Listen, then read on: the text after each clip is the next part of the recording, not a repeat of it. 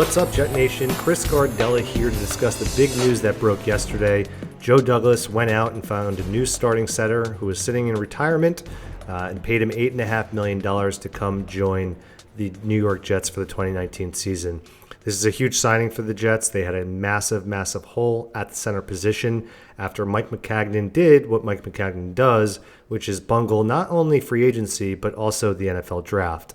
If we recall, Mike Maccagnan had two opportunities to go out and sign big-time centers in Paradis of the Denver Broncos, as well as Mitch Morse, who ended up going to Buffalo, wasn't able to secure either players on reasonable deals, and decided to move forward and address that issue in the draft. Draft comes around, and again, Mike Maccagnan provides a big swing and miss and is not able to find someone who could come in and compete for that starting job in year one, and just decided not to address the issue at all and to bring back incumbent starter, I guess you want to call him, Jonathan Harrison. Jonathan Harrison started 8 games for the Jets last year and was not good. He proved that he's really nothing more than a potential swing backup interior offensive lineman.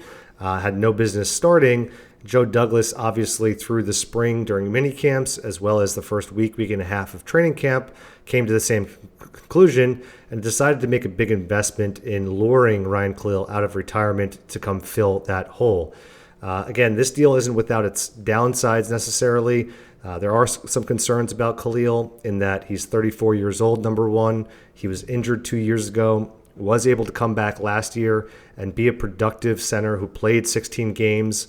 Pro Football Focus had him ranked as the 16th best center out of 38 players who were eligible for evaluation. And so he played at a pretty decent level. But I think at this point in your career, you're really just hoping that this guy can survive 17 weeks of football without getting injured and continue to be productive. So I think we have to set our expectations accordingly. We're not going to be getting the Pro Bowler, the 5-time Pro Bowler player. We're going to be getting probably a guy who's going to be average at best. But when you kind of look across this unit, everyone's really kind of average at this point.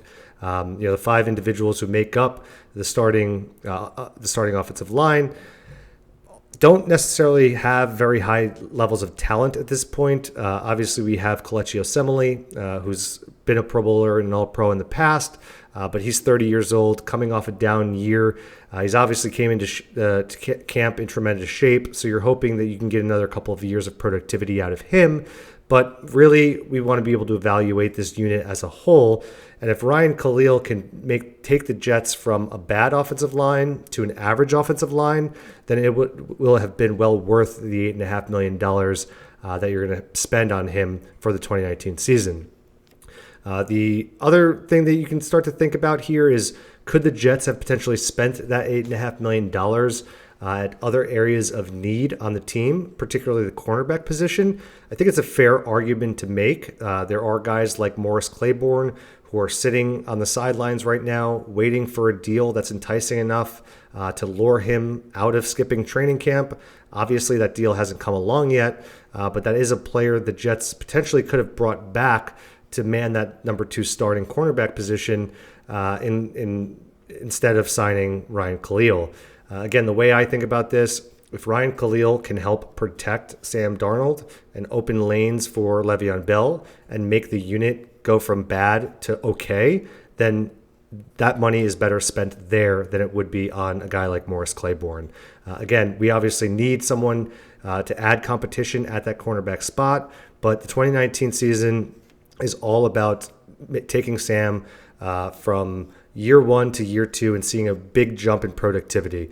He's got additional weapons now with Le'Veon Bell, Jamison Crowder, and now Ryan Kalil at the center position. So if we're going to be spending those dollars to make sure that he's continuing to progress and get better and turn into that franchise quarterback, then this is a deal that absolutely needed to be done.